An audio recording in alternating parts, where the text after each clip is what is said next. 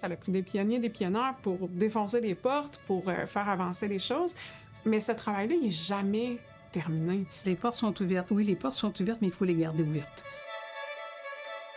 Le 23 février, on a fêté les 70 ans de l'origine de la loi des diététistes du Québec. C'est la première loi de diététistes qu'il y a eu au Canada. Donc, le Québec était pionnier. À partir des années 20, on commence à voir des classes moyennes qui occupent de nouveaux types d'emplois qualifiés, souvent des femmes, qui veulent s'organiser selon le même modèle pour avoir une place comparable. Les premières qui vont s'organiser de cette façon-là, c'est qui? C'est des femmes comme des infirmières, des comptables, à l'époque très féminines, et les diététistes, qui vont être parmi les premiers groupes, disons, issus de classes moyennes à se regrouper en profession organisée dès les années 1920. Mais l'origine de la loi remonte à 1924, où là, l'Association des diététistes du Québec a été créée. Et au début des années 50, donc en 53, l'association a décidé de s'incorporer pour avoir un statut légal. Après, en 55, 24 diététistes de l'association se sont regroupés pour écrire un projet de loi qui allait devenir la loi des diététistes. Au début de février 56, ils sont allés présenter le projet de loi à Québec, à l'Assemblée nationale. À ce moment-là, c'était Maurice Duplessis qui était le premier ministre du Québec. Et il semblerait il a paru sympathiser. Et dans les écrits, là, c'est noté que peut-être c'est parce qu'il était lui-même diabétique. Notre fonction, notre première mission, et c'est celle qui est décrite dans la loi de 1956, c'est d'établir des régimes alimentaires pour les personnes dont c'est prescrit par le médecin. Puis en deuxième lieu, c'est de faire l'éducation de la population en matière d'alimentation.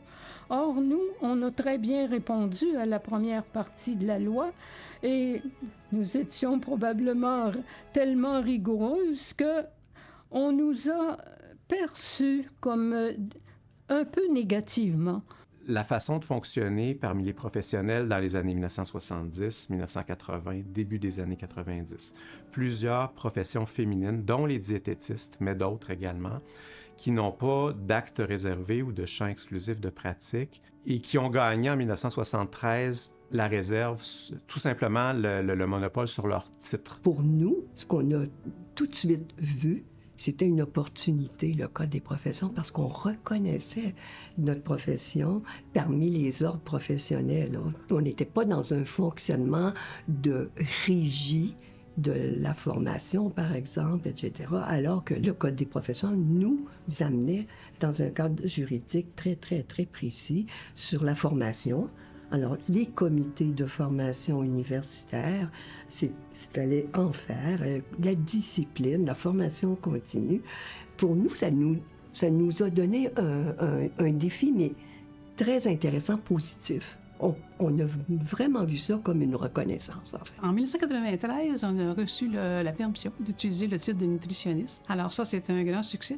J'ai pas beaucoup de mérite, sauf d'avoir reçu le titre, parce que ce sont les autres présidentes et les autres membres de conseil d'administration avant moi qui ont travaillé très fort pour obtenir le titre. Donc, heureusement, j'ai le privilège d'avoir pu aider à promouvoir le titre de nutritionniste qui était à demander depuis des années. Parce que tout le monde s'appelait nutritionniste, l'ordre nous a permis, à un moment donné, d'avoir l'exclusivité du titre. Ça a fait toute une différence. En 1994, c'était des changements au niveau de l'Office des professions. Le gouvernement va adopter, notamment en 1994, une série de lois visant à, d'une part, modifier la gouvernance interne des ordres professionnels, à la formaliser, à la rehausser, va, à cette occasion, changer le nom des corporations professionnelles. Et c'est à cette époque-là, en 1994, que la plupart des corporations, comme celle des diététistes, vont devenir des ordres, comme l'Ordre des diététistes nutritionnistes du Québec. Mais au-delà du changement de nom, ces lois vont imposer une exigence de rigueur supplémentaire qui existait déjà, mais une exigence supplémentaire à l'attention des ordres professionnels qui non seulement vont devoir rehausser leur gouvernance à l'interne, mais vont devoir, en raison de lois successives, rehausser leur exigence, par exemple, de formation continue. Parce que quand on changeait de corporation à ordre, bien, corporation avait toujours un petit peu une connotation de corporatisme. c'est pas négatif, là, mais corporatiste.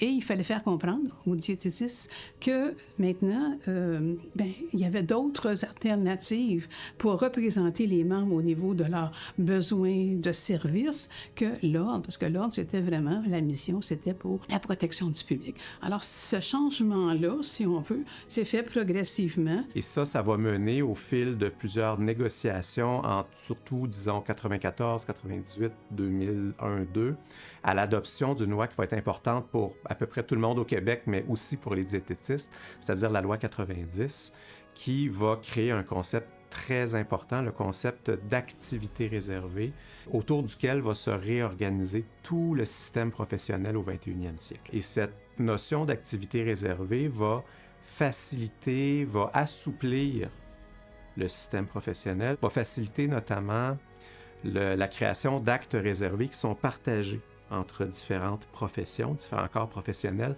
ce qui, au 20e siècle, avait toujours été extrêmement compliqué et avait toujours été au détriment des professions féminines. On n'avait pas de ressources pour pouvoir faire face à ce défi-là de mise en œuvre de ce qu'on appelait à l'époque le projet de loi 90. Et donc, on s'est retrouvé à être, ma foi, fort chanceux de trouver des appuis aussi au Collège des médecins parce que la loi telle qu'elle était écrite initialement faisait que l'intervention des diététistes exigeait qu'il y ait une ordonnance individuelle écrite par le médecin pour que l'activité réservée aux diététistes puisse être mise en œuvre. Et avec l'appui du Collège des médecins, on a réussi à leur faire comprendre que l'ordonnance individuelle pouvait être implicite à travers le diagnostic médical. Leur exigence, par exemple, de formation continue à partir de lois qui vont être adoptées en 2000 pour donner plus de possibilités aux ordres en matière de formation continue et qui, en 2008, vont obliger les ordres professionnels à encadrer la formation continue de leurs membres. Pendant mon mandat, il y a eu plusieurs demandes gouvernementales.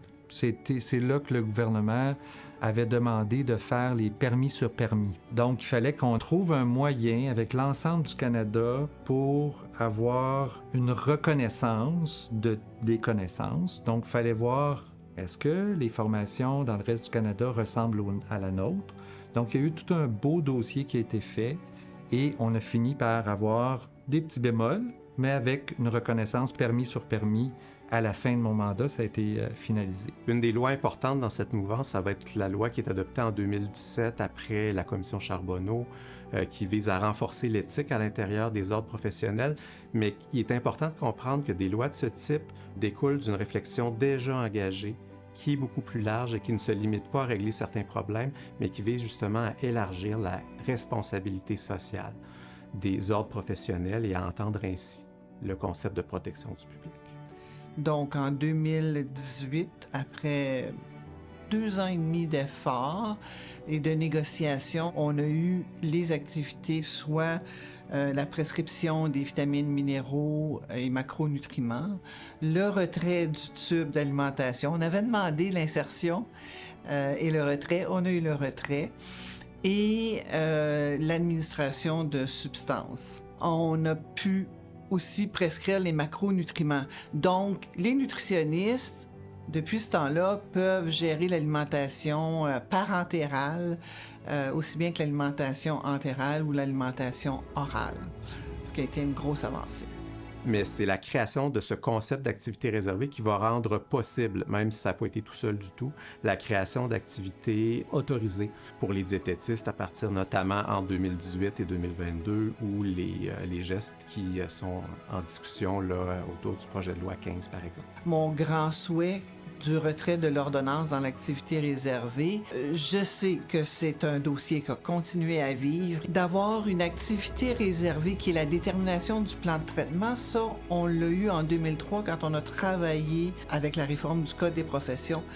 Mais cette réserve d'activité-là, étant liée à la présence d'une ordonnance, ça réduit énormément la portée de l'activité réservée. L'élargissement des pratiques professionnelles, puis le tisser des liens avec les autres ordres professionnels, puis d'agir en cohérence, d'agir aussi de manière concertée et commune, là, ça l'a beaucoup, beaucoup marqué les dernières années. Puis ça, c'est l'ensemble des présidents des ordres professionnels qui font ce constat-là. On n'a pas la chance de constater à quel point les ordres professionnels sont si serrés. Mais moi, ce que je souhaite, c'est que les jeunes diététistes maintiennent leur passion pour les bons aliments et qu'elles maintiennent leur confiance dans le pouvoir des bons aliments. Quand on dit que les aliments, c'est des bons remèdes, et c'est vrai, c'est pas du charlatanisme, c'est absolument vrai. La profession, c'est les diététistes nutritionnistes qui la composent. Puis une profession, c'est vivant, c'est en évolution, puis c'est toujours à l'image de la contribution unique et individuelle de chaque diététiste nutritionniste membre de l'ODNQ au moment où on prend la photo. Peu importe le milieu de pratique, peu importe la contribution qu'on apporte, peu importe le sujet qui nous passionne, ce qui est important pour la profession, c'est de l'accomplir pleinement. Puis de continuer à contribuer à cette boule-là vivante qui est la profession avec tout ce qu'on peut mettre de l'avant. C'est ça qui unit l'ensemble des diététistes nutritionnistes du Québec, cette passion-là ardente pour la nutrition, puis ce désir-là de contribuer à la société avec l'ensemble de nos connaissances. On connaît l'être humain de la conception à la fin de vie, et donc notre possibilité d'agir tout au long de ces continuums-là, vraiment, je crois profondément que ça nous distingue, que ça distingue notre profession, puis qu'il faut utiliser cette diversité-là au sein de la profession au bénéfice de la société.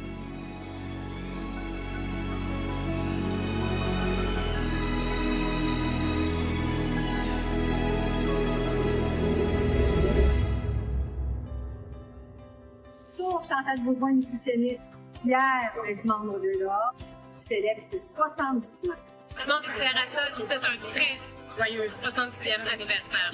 Joyeux anniversaire! Joyeux anniversaire, votre Au nom de la personnelle et de Desjardins, nous célébrons les 70 ans de l'Ordre. Un bon 70e anniversaire à toute l'équipe de l'ODNQ.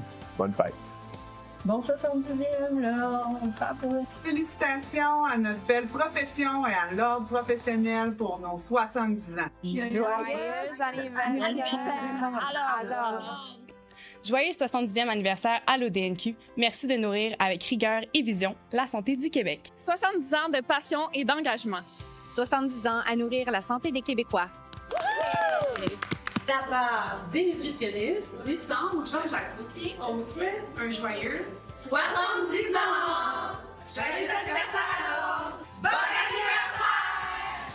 Bonne fête au DNQ! De l'École de nutrition de l'Université Laval, bonne fête au DNQ! L'équipe des nutritionnistes de l'UNAC tient à souligner avec fierté les 70 ans de l'Ordre des diététistes nutritionnistes du Québec. Joyeux 70e anniversaire! Les RMNQ, on fête nos 25 ans, mais on en profite pour fêter les 70 ans de l'ODNQ. L'Ordre des